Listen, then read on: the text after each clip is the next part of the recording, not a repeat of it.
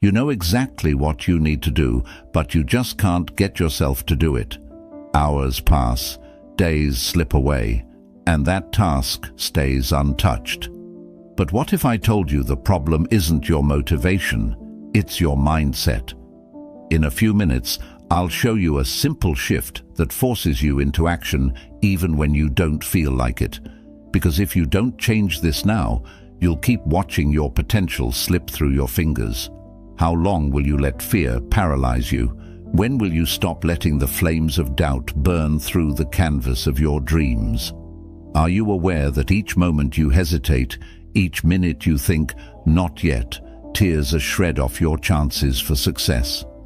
Today, we're diving deep into the truths you avoid, the lies you tell yourself, and the fears that dominate your decisions. Get ready, because I'm about to reveal how embracing the discomfort of action can transform your life, shattering the illusion that comfort brings progress. If you appreciate what we're doing here, hitting that subscribe button is a simple, free favor that really helps us out. Let's get started and unlock the secrets to taking control of your time and actions. Understanding procrastination. Ever find yourself caught in the trap of procrastination? You're not alone. Often we view it as a mere annoyance, a barrier that prevents us from achieving our goals. Yet procrastination is not just about laziness or a lack of motivation. At its core, it's a complex dance with our inner fears: fear of failure, fear of judgment, and fear of not being perfect. It's our mind's way of shielding us from potential pain and discomfort, wrapping us in a false sense of security that comes from not doing. Now, you might wonder, why do we fear these things? Western philosophy and psychology offer some insights. Carl Jung once said, "What you resist not only persists, but will grow in size." This is precisely what happens with procrastination. The more we avoid our tasks, the larger and more insurmountable they seem to grow in our minds. This avoidance becomes a breeding ground for anxiety and stress, feeding the very fears that caused us to procrastinate in the first place. Interestingly, the Stoics had a take on this too. They believed that the anticipation of events could often be more debilitating than the events themselves. Marcus Aurelius wrote in his Meditations, "If you are pained by any external thing, it is not this thing that disturbs you, but your own judgment about it. And it is in your power to wipe out this judgment now."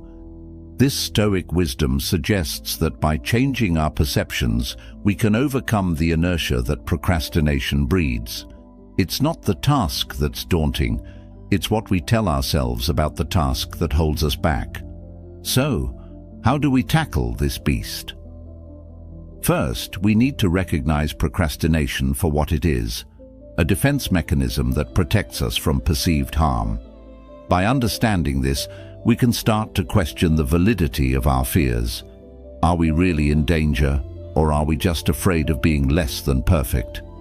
Most of the time, the worst-case scenario in our heads is far from reality. Next, it's crucial to break the cycle. Start small. The Stoics advocated for focusing on what's within our control and letting go of what isn't. Apply this by taking small, manageable steps towards your goal. This method reduces the overwhelming nature of tasks and minimizes the fear surrounding them. As you progress, your confidence grows, reducing the urge to procrastinate. Embrace the process of making mistakes. Remember, each error provides a chance to learn and grow. Embracing this can significantly lessen the fear of failure. As Jung also noted, the most terrifying thing is to accept oneself completely. By accepting our imperfections and vulnerabilities, we diminish their power over us and reduce the need to procrastinate. The 5-minute miracle. Have you ever heard of the 5-minute rule?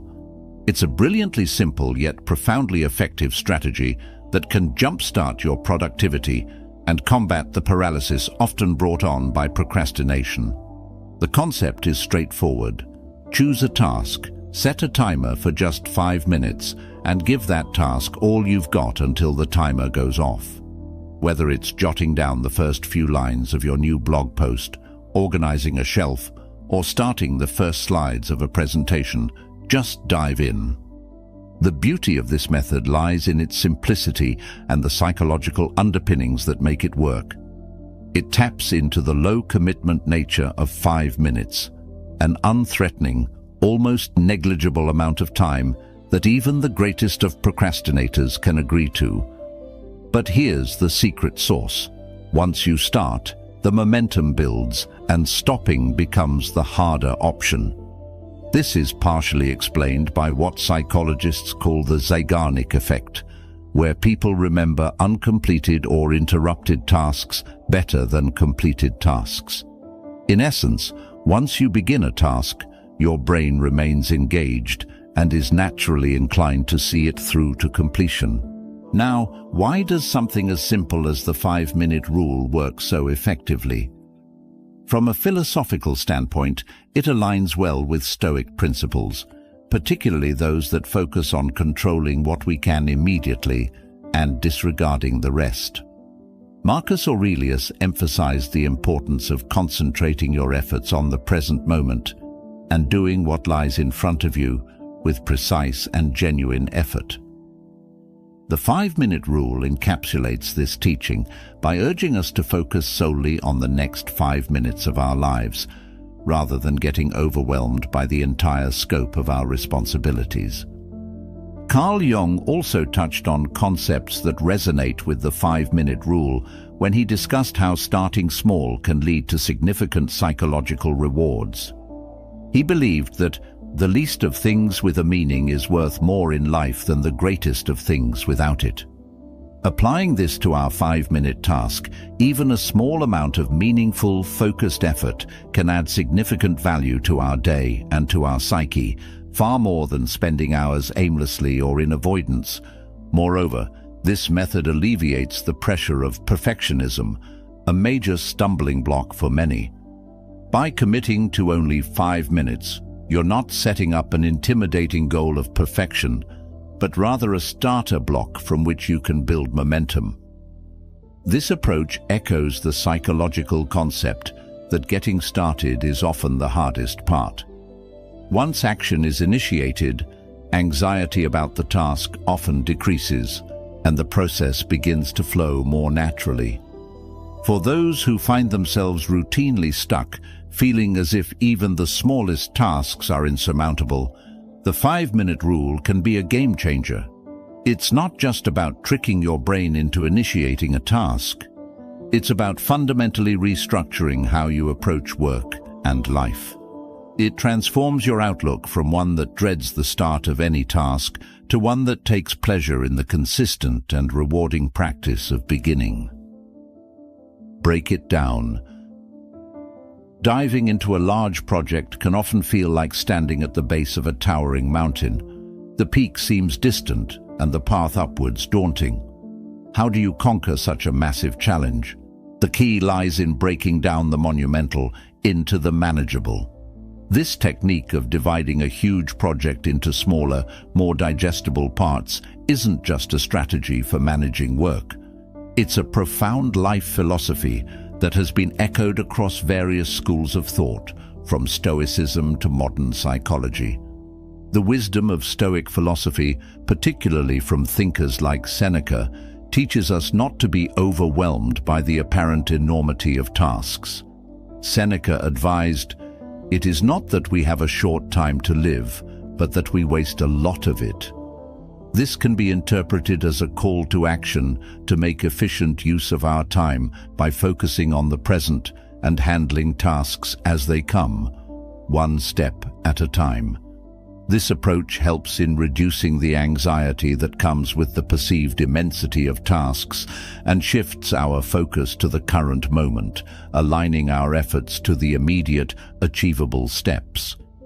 Psychologically, breaking tasks down helps mitigate the overload of cognitive resources that occurs when we consider a task in its entirety. This phenomenon is well documented in cognitive psychology, where manageable tasks are seen as less threatening, thereby increasing our likelihood of initiating action. Carl Jung once noted, "You are what you do, not what you say you'll do." By breaking a project into actionable steps, we move closer to being productive individuals defined by our actions rather than our intentions. For example, let's say you need to write a report. Staring at the task, "Write report," on your to-do list can be paralyzing. However, rewriting that task as "Select report topic by Tuesday, write 300 words on the introduction by Wednesday," transforms an overwhelming project into a series of small, manageable tasks. This method not only provides a clear roadmap towards completing the project, but also offers multiple opportunities for small victories along the way, which can significantly boost morale and motivation. Moreover, the process of breaking tasks down allows for more detailed planning, which in itself can be a motivator. According to the Zeigarnik effect in psychology, people remember uncompleted or interrupted tasks better than those they complete. When you break a project into parts and start completing these smaller segments, each completion gives you a psychological boost. It reduces the mental load of the unfinished project because you're continuously making progress, and that progress is visible. This approach also aligns with the agile methodology used in software development, which emphasizes iterative progress through small, incremental releases. By applying this to everyday tasks, you adopt a flexible, responsive approach to work. You learn quickly from small failures and adjust your next steps in real time, which is much more efficient than realizing a mistake after a lot of work on a large task. Each small task you complete builds momentum. As the ancient Chinese philosopher Laozi once said, "A journey of 1,000 miles begins with a single step." This proverb highlights the essence of tackling big projects by focusing on the small, immediate steps. These steps are like the individual brush strokes of a large painting. Each one might not seem like much by itself, but together they create a stunning masterpiece. Action precedes motivation. Have you ever sat around waiting for that spark of motivation to strike? Well, here's a revelation that might just change how you approach everything. Action precedes motivation. This means, quite simply, that the key to getting motivated is to start doing. It's an approach that flips conventional wisdom on its head, but stick with me here. This is a game changer. Traditionally, we're conditioned to think that motivation is the starting point for any meaningful action. You feel inspired, and then you act. However, waiting for motivation can be like waiting for a perfect day in a perpetually rainy climate. It might never come. Instead, by taking action, even in a small way, you initiate a cycle where motivation follows suit, fueled by the progress you're already making. This concept is backed by both psychological insights and philosophical wisdom. In psychology, there's a principle known as behavioral activation. It suggests that simply by doing something, you can elevate your mood and energy levels, thereby increasing your motivation to keep going. This aligns closely with the ideas of Carl Jung, who believed that you aren't what you say you'll do, you are what you do. In other words, action defines us more than intention does. Stoic philosophy also offers a strong foundation for this approach. The Stoics believed in focusing on what you can control and taking action, not being stalled by emotions or external circumstances. Marcus Aurelius famously said, "The impediment to action advances action. What stands in the way becomes the way." This means that the very act of overcoming obstacles through action can become a driver of further actions, turning barriers into bridges.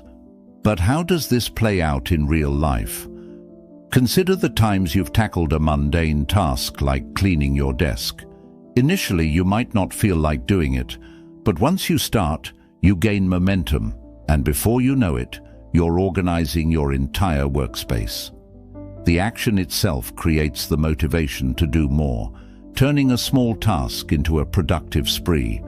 Moreover, seeing the results of your actions provides a psychological boost.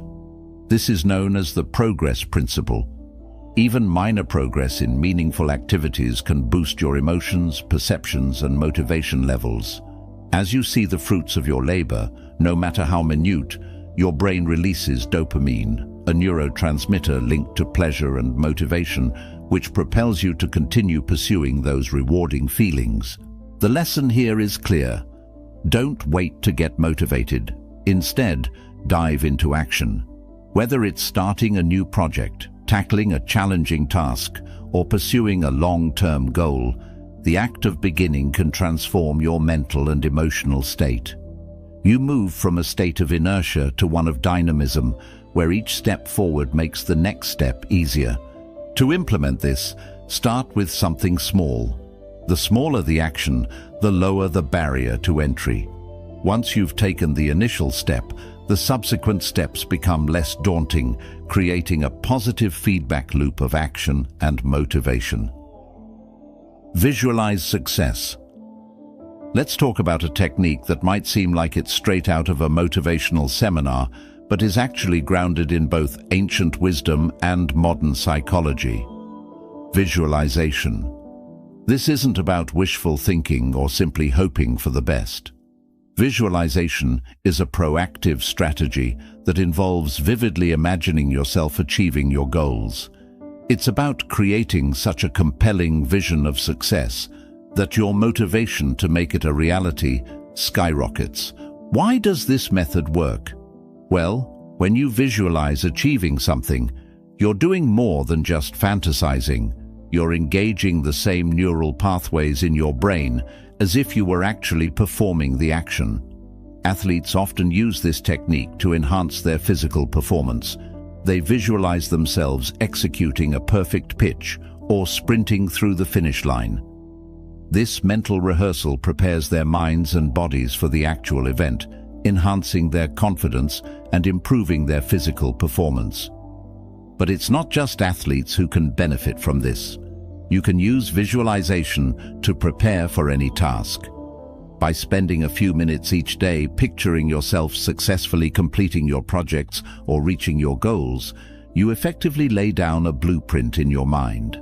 This process was echoed by Carl Jung, who believed that what you resist persists in your unconscious, meaning that whatever you focus on grows in your psyche. By focusing on positive outcomes, you encourage your mind to consider these as not just possible, but probable. The Stoics also practiced a form of visualization known as premeditatio malorum, which involves visualizing potential obstacles and preparing oneself to face them. While this might sound a bit pessimistic compared to visualizing success, the core idea is similar. Mentally rehearse what you might face so that you can manage it effectively when you do. For our purposes, visualizing success combines the Stoic practice of rehearsal with a focus on positive outcomes, strengthening your mental resilience and readiness. Visualizing success also taps into the law of attraction, which suggests that we can attract into our lives whatever we are focusing on. By vividly imagining your success, you align your energy and actions with what you aim to achieve. This isn't magic. It's about setting your intent and mood to make choices that lead you toward your envisioned future. For instance, imagine you've just nailed an important presentation. Visualize the applause, the proud feeling, the satisfied nod from your peers or superiors. How does it feel? What are you wearing? What sounds are in the room? The more detailed your visualization, the more real it feels. and the more your brain becomes inclined to act in ways that align with this success. Furthermore, this mental practice helps you overcome fears and anxieties about potential failure. It's a cognitive shift from "what if I fail?" to "what will it be like when I succeed?" This shift is powerful. It moves you from a state of avoidance to one of anticipation and engagement. By regularly visualizing positive outcomes, you build a natural inclination toward behaviors that support achieving those outcomes. Incorporate visualization into your daily routine. Just a few minutes each day can dramatically influence your perception and attitude. Make your visualizations as vivid and detailed as possible. Think about the sensations, the environment, even the emotions you expect to feel. This not only boosts your confidence, but also makes the success you're working towards feel more tangible and achievable. The power of now. Have you ever noticed how often we say, "I'll do it tomorrow"? It seems like tomorrow is the ultimate catch-all for our hopes, plans, and especially our procrastination. Yet what if we shifted that mindset? What if we embraced the power of now, transforming this very moment into the cornerstone of progress and achievement? Tomorrow is indeed the busiest day of the week, but ironically, it never actually arrives.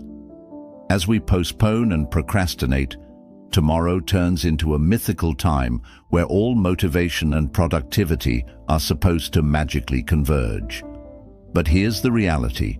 The perfect moment you're waiting for doesn't exist. The best time to start is now. This notion aligns closely with the teachings of Stoic philosophy, which emphasizes living in the present and not allowing the past or future to encroach on your mental peace. As Marcus Aurelius put it, confine yourself to the present. This powerful advice reminds us that we only truly possess the present moment. Thus, it's here that we must act. The psychology behind immediate action is compelling.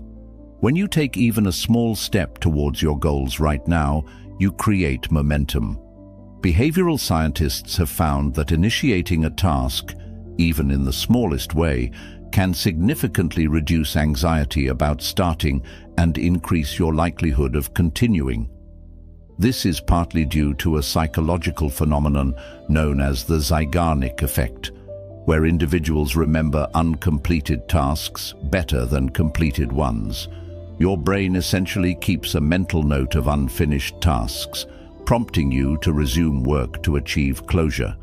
By starting now, you tap into this natural mental inclination to see tasks through to completion. Furthermore, Carl Jung's insights into human behavior highlight the importance of action over inertia. He suggested that you are what you do, not what you say you will do. This perspective underlines the value of actions in defining who we are, rather than our plans or promises. Each action you take shapes your identity more than any number of intentions. So, how can you harness the power of now? Start by asking yourself, what is one thing I can do immediately to advance towards my goals? It doesn't need to be a giant leap.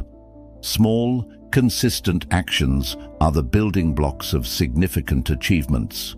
Whether it's drafting an email, sketching an outline, or simply organizing your workspace, each small action accumulates and builds into larger progress.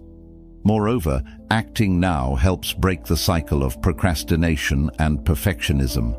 Waiting for the perfect conditions is a common trap.